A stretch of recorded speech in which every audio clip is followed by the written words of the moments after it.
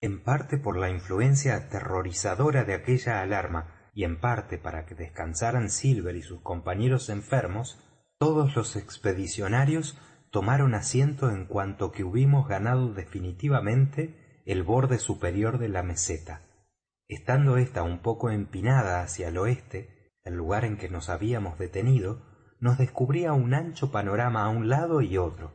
Frente a nosotros, sobre las cumbres de los árboles, mirábamos el cabo de la selva con su inmensa franja de espumantes ondas. Detrás no solamente dominábamos el ancladero y el islote del Esqueleto, sino que podíamos divisar por sobre la punta arenosa en que está la Peña Blanca, y por encima de las tierras bajas, una gran extensión de mar abierto hacia el oriente.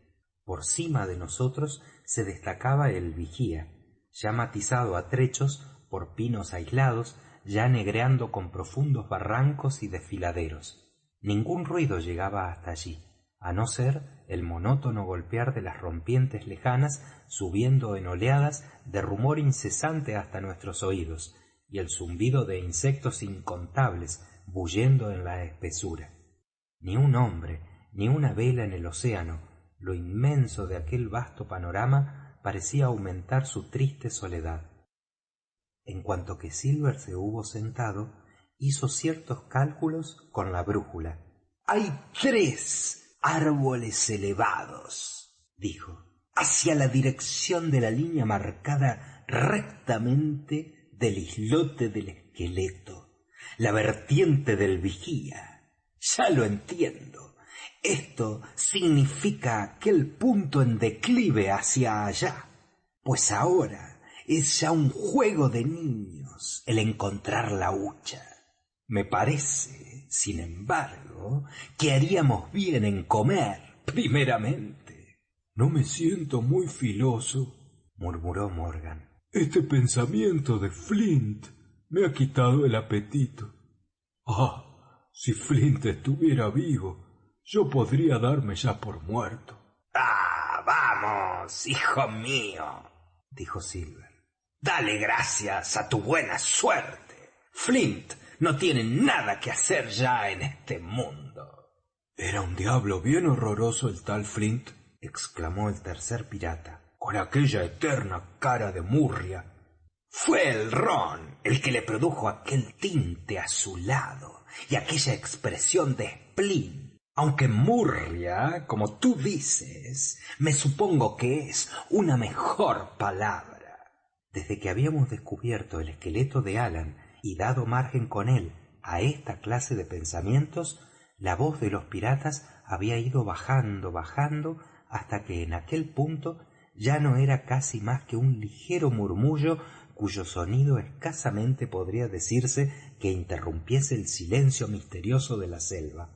De repente, como del medio de los árboles que había frente a nosotros, una voz aguda, penetrante, temblorosa, prorrumpió en la lúgubre y conocida cantinela.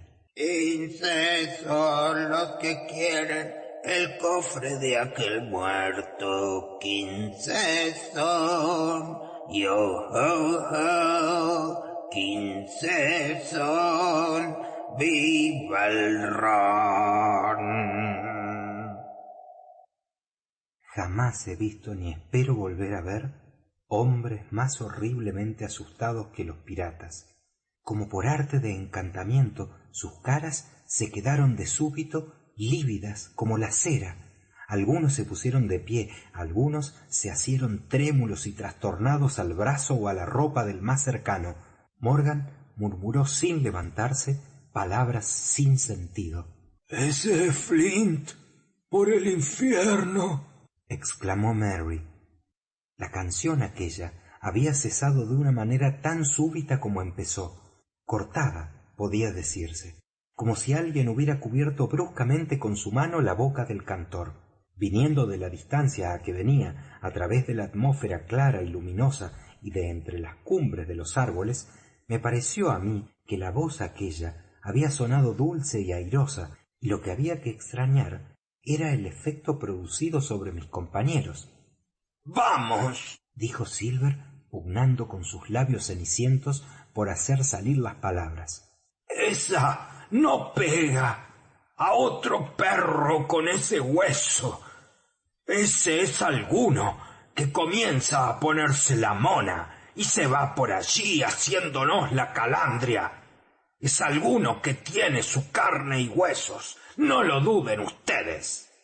Conforme hablaba, le iba volviendo más y más el alma al cuerpo, y con ella el color al rostro.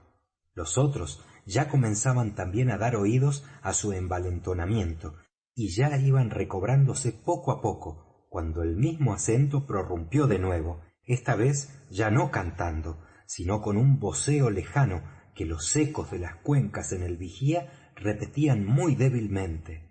Darby Grove, gimió aquel acento. Darby Grove, Darby Grove. Y seguía repitiendo aquel nombre, y luego, en un diapasón un poco más alto, y no sin acompañar un horrible juramento, concluyó así: Corre a traerme ron, pronto, Darby. Eso ya no deja duda, murmuró uno.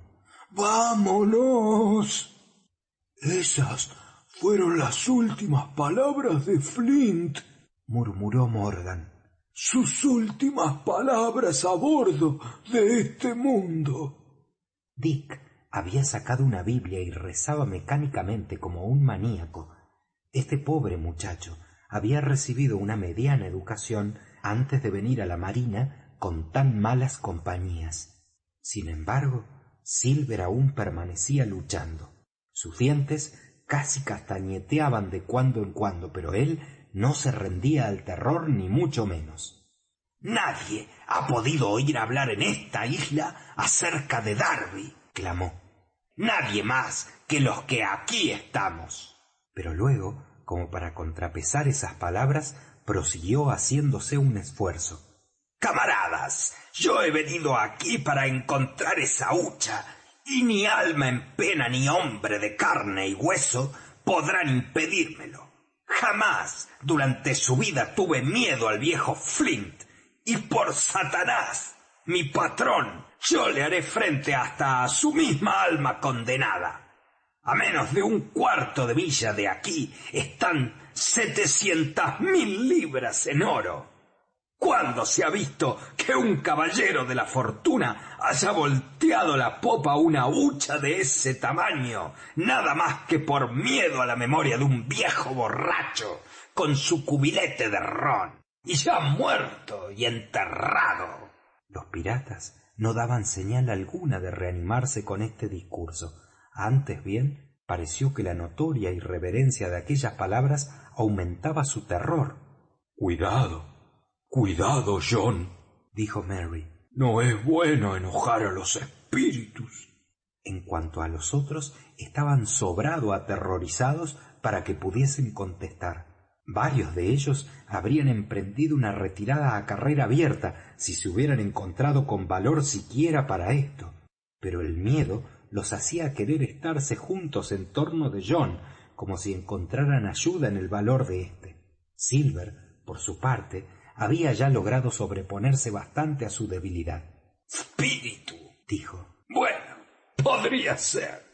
Pero noto una cosa que no me parece muy clara, y es que la voz del tal espíritu ha tenido un eco. Ahora bien, yo digo que ningún hombre ha visto que las almas hagan sombra. ¿Cómo podía entonces su voz hacer un eco? Quisiera averiguar esto.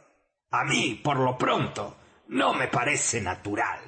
Aquel argumento me pareció a mí bastante débil, pero es imposible decir qué cosas afectarán a la superstición. Así es que, con no poca sorpresa de mi parte, vi que Jorge Merry se encontraba muy consolado. «Vaya, pues, de veras», exclamó. «John, usted lleva una verdadera cabeza sobre sus hombros, no hay duda en eso. A propósito, camaradas, esta tripulación lleva su vela sobre una mala amura. Decíamos que esa voz se parece a la de Flint, un poco, digo yo. pero a esa distancia tan larga no era fácil juzgar tan bien del parecido. Puede ser muy bien la voz de otro. ¡Por el infierno!, gritó Silver. ¡Ese fue Ben Gunn! Ben Gunn ha sido. Le ha acertado usted, dijo Morgan, incorporándose hasta ponerse de rodillas. Ben Gunn, y muy Ben Gunn. Pues ahora no tiene ya mucho de extraordinario, dijo Dick. Ben Gunn no anda con nosotros, es verdad, pero supongo que tampoco andará con Flint. Los de más edad en la compañía recibieron la sosa observación de Dick con el más marcado desprecio. ¿Y qué nos importa Ben Gunn?, exclamó Mary. Vivo o muerto, aquí nadie le tiene miedo a Ben Gunn. Era cosa sorprendente el ver hasta qué punto había vuelto el ánimo a sus corazones y el color natural a sus caras, poco antes lívidas. Poco rato después ya estaban charlando unos con otros, si bien todavía de cuando en cuando prestaban oído atentamente, mas como no percibiesen ya sonido alguno, concluyeron por echarse a cuestas todos sus aperos y la caravana entera se puso de nuevo en marcha. Mary iba a la vanguardia llevando consigo la brújula de Silver a fin de seguir sin desviarse la línea recta tirada del islote del esqueleto. Jorge había dicho la verdad. Vivo o muerto, nadie allí tenía miedo de Ben Gunn. Dick, sin embargo, todavía conservaba su Biblia en la mano, como un amuleto, y echaba en torno ojeadas llenas de temor, pero su cobardía no encontró ya prosélitos, y Silver no le hizo poca burla a causa de sus precauciones. «Ya te lo había yo dicho, Dick», exclamaba el cocinero. «Ya te había yo dicho que tu Biblia estaba profanada, y si tal como está, ya no sirve ni para jurar por ella. ¿Qué fuerza quieres tú que tenga para liberarte de un espíritu? Ninguna, por cierto». Pero Dick no estaba para oír razones. La verdad es que, según ya noté, el pobre muchacho se estaba poniendo muy enfermo.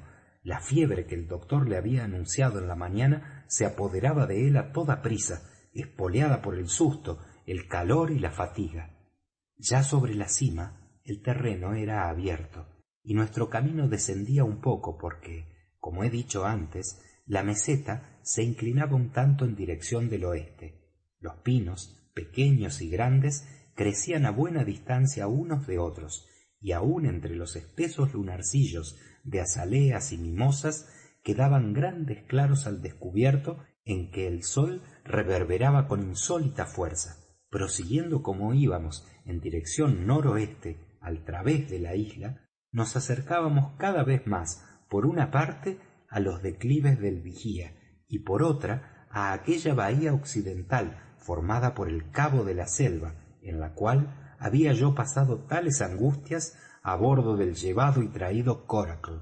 Llegamos al primero de los grandes árboles, pero tomada la dirección con la brújula resultó no ser aquel el que buscábamos. Lo mismo sucedió con el segundo. El tercero se alzaba como a unos 200 pies sobre la cima de un boscaje de arbustos. Era este un verdadero gigante de los bosques, con una columna recta y majestuosa como los pilares de una basílica, y con una copa ancha y tupida, bajo cuya sombra podría muy bien haber maniobrado una compañía de soldados. Tanto desde el este como desde el oeste podía distinguirse muy bien en el mar aquel coloso, y pudiera habérsele marcado en el mapa como una señal marítima. Pero no era, por cierto, su corpulencia imponente lo que impresionaba a mis compañeros, sino la seguridad de que nada menos que 700,000 libras en oro yacían sepultadas en un punto cualquiera bajo el círculo extenso de su sombra. La idea de las riquezas que les aguardaban concluyó por dar al traste con todos sus terrores precedentes en cuanto que se acercaban al sitio codiciado. Sus ojos lanzaban rayos, sus pies parecían más ligeros y expeditos, su alma entera estaba absorta en la expectativa de aquella riqueza fabulosa que había de asegurarles para toda la vida una no interrumpida serie de extravagancias y placeres sin límites, cuyas imágenes danzaban tumultuosamente en sus imaginaciones. Silver gruñía, cojeando más que nunca sobre su muleta. Su nariz aparecía ancha y dilatada, estremeciéndose de cuando en cuando. Si una mosca se paraba sobre cualquiera parte de su rostro, juraba y maldecía como un poseído. Tiraba furiosamente de la cuerda con que me llevaba sujeto y de tiempo en tiempo echaba sobre mí ojeadas con que hubiera querido aniquilarme. La verdad es que no se tomaba ya el menor trabajo para disimular sus pensamientos, y a mí me era tan fácil leerlos como si los llevara escritos sobre la frente. A la aproximación del oro, todo otro pensamiento se había borrado de su memoria. Su promesa, las advertencias del doctor, todo era para él como no existente, y no me cabía la menor duda de que su esperanza en aquellos momentos era apoderarse del tesoro, encontrar y fletar la española a favor de la oscuridad de la noche, degollar sin compasión a cuanta gentes honradas había en la isla y hacerse a la mar, como lo había primeramente meditado, con su doble cargamento de crímenes y de oro. Impresionado con pensamientos tan poco consoladores, era para mí cosa difícil el seguir el paso rápido y agitado de los buscadores de oro. De vez en cuando tropezaba, y entonces era cuando Silver daba violentos tirones a la cuerda con que me conducía, y me arrojaba como dardos sus miradas asesinas. Dick, que se había quedado a nuestra espalda y que a la sazón formaba la retaguardia de la caravana, venía murmurando para sí, todo mezclado, oraciones y juramentos. Esto no hacía más que aumentar mi desazón y malestar, y para coronarlo todo, me acordé en aquellos momentos de la tragedia que se había desenlazado una vez en esa misma meseta, cuando aquel pirata sin Dios, que murió en Savannah cantando y pidiendo ron, había asesinado allí a sus 6 cómplices. Ese bosque, tan tranquilo y silencioso a la sazón, debió resonar entonces con los alaridos de terror y de agonía de las víctimas sacrificadas, alaridos que el terror hacía resonar a los oídos de mi imaginación. Nos encontrábamos en aquel momento al borde del boscaje. ¡Hurra, muchachos!, gritó Merry. ¡Todos juntos! Y al decir esto, el hombre de vanguardia echó a correr. Repentinamente, y antes de que hubiera avanzado 10 yardas, vimos al grupo detenerse. Un grito ahogado se escapó de cada pecho. Silver aceleró el paso, empujándose con el apoyo de la muleta a distancias inverosímiles, y un momento después tanto él como yo habíamos tenido que hacer alto como los demás. A nuestros pies se veía una gran excavación, nada reciente porque se veían los costados de la fosa desprendidos, y en el fondo había ya brotado el césped. Allí yacía, roto en 2 pedazos, el mango de una azada, y las tablas de varias cajas de empaque se miraban esparcidas aquí y acullá. En una de esas tablas pude leer esta marca hecha con un hierro candente: Walrus, nombre del buque de Flint, como se recordará quizás. Aquello era claro como la luz del día. El escondite había sido descubierto y explotado. Las 700.000 libras habían desaparecido.